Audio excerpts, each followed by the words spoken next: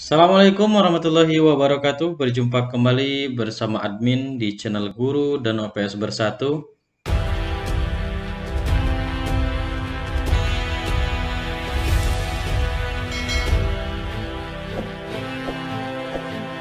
A few moments later. Assalamualaikum warahmatullahi wabarakatuh. Terima kasih Mbak Vin Ilmi.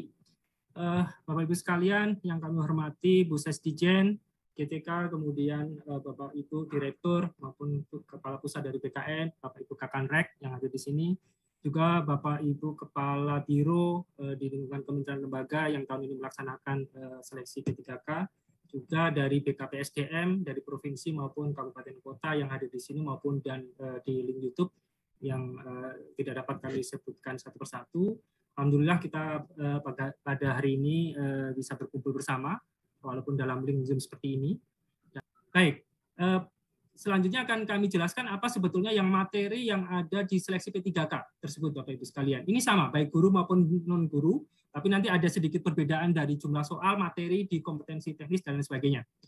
Jadi Bapak Ibu sekalian, mungkin sebagai pengantar, seleksi kompetensi P3K berbeda dengan seleksi kompetensi CPNS. Ya. Kalau di seleksi kompetensi CPNS kita mengenal secara garis besar ada 3 seleksi, yakni seleksi administrasi, kemudian seleksi kompetensi dasar, dan selanjutnya seleksi kompetensi bidang. Sekali lagi untuk CPNS ada seleksi administrasi, kemudian SKD, dan dilanjutkan SKB. Sedangkan pada seleksi P3K itu hanya ada 2 seleksi, yakni seleksi administrasi dan seleksi kompetensi. Jadi tidak ada lagi SKD dan SKB. Dirangkum jadi satu kesatuan yang disebut dengan seleksi kompetensi. Tapi materinya pun juga berbeda dengan SKD dan SKB-nya CPNS. Materi yang di seleksi kompetensi tersebut adalah sebagai berikut. Yang pertama adalah seleksi kompetensi teknis.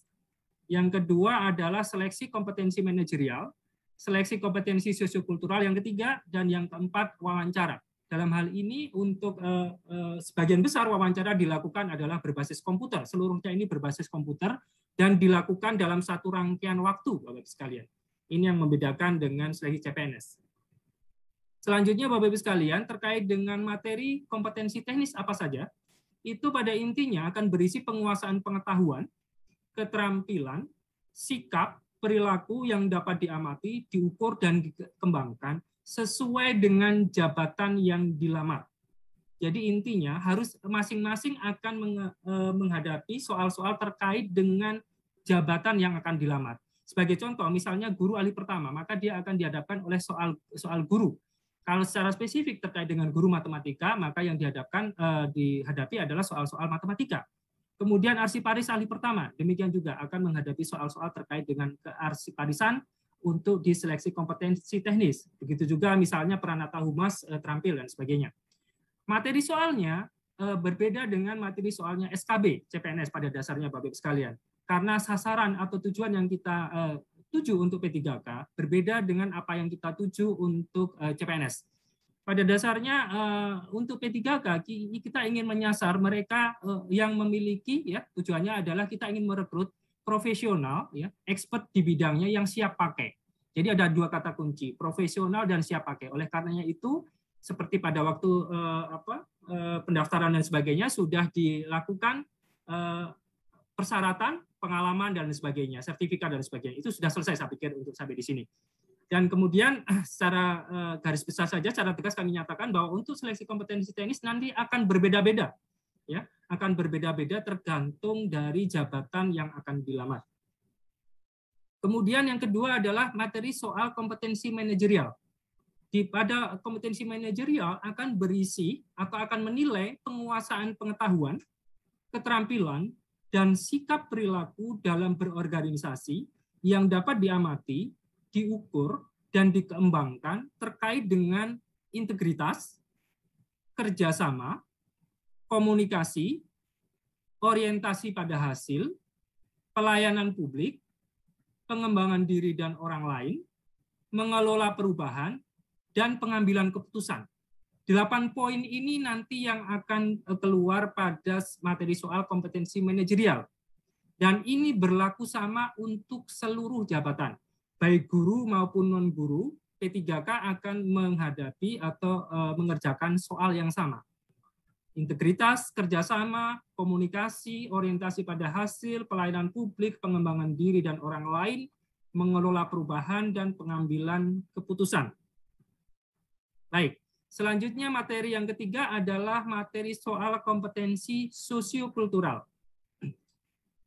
Tujuannya adalah untuk menilai penguasaan pengetahuan, keterampilan, dan sikap perilaku yang dapat diamati, diukur, dan dikembangkan terkait dengan pengalaman berinteraksi dengan masyarakat majemuk dalam hal agama, suku, dan budaya, perilaku, wawasan kebangsaan, etika, nilai-nilai, moral, emosi, dan prinsip yang harus dipenuhi oleh setiap pemegang jabatan untuk memperoleh hasil kerja sesuai dengan peran, fungsi, dan jabatan dalam perang pemangku jabatan sebagai perangkat bangsa yang memiliki 1. Kepekaan terhadap perbedaan budaya, 2. Kemampuan berhubungan sosial, 3. Kepekaan terhadap konflik, yang keempat adalah empati. Jadi 4 hal ini, 4 poin ini yang akan diukur Bapak Ibu sekalian.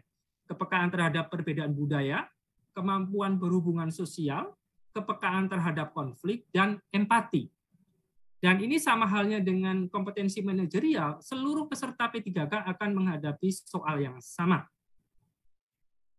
Baik, selanjutnya materi soal untuk wawancara. Materi soal wawancara ini ditujukan untuk menilai integritas dan moralitas. Ada 2 poin yang dinilai di sini, adalah integritas dan moralitas. Bapak Ibu sekalian, karena P3K kita jumlahnya cukup besar tahun ini untuk formasi di guru saja hampir 500.000 sekian, 526.000, dan kemudian P3K non guru yang juga cukup besar, maka pada dasarnya Panselnas menyediakan soal wawancara yang berbasis komputer, jadi berbasis CAT. Jadi nanti dalam satu rangkaian ketika tadi kompetensi teknis selesai, manajerial sosial kultural juga berbasis komputer selesai, maka kemudian dilanjutkan dengan wawancara yang berbasis komputer. Ini juga seragam Bapak Ibu sekalian untuk seluruh materi, untuk seluruh peserta P3K baik di guru maupun non-guru. Baik Bapak Ibu sekalian, itu terkait materi. Selanjutnya terkait dengan pelaksanaan, mungkin tidak terlalu detail saya sampaikan, hanya untuk P3K jabatan fungsional non-guru, nanti akan dilaksanakan dengan metode CAT-BKN. Ya. Nanti dengan CAT-BKN, kebetulan Pak Kapus yang PPSS yang dari BKN sore ini juga berkenan hadir. Kemudian untuk P3K yang guru, ini dilaksanakan dengan metode CAT-UNBK-nya Kemendikbudristek. Ya. Jadi dilakukan menggunakan Kemendikbudristek yang tersebar di seluruh jaringannya di seluruh Indonesia. Dan alhamdulillah juga dalam kesempatan ini Bu Sesdijen GTK juga telah hadir bersama kita.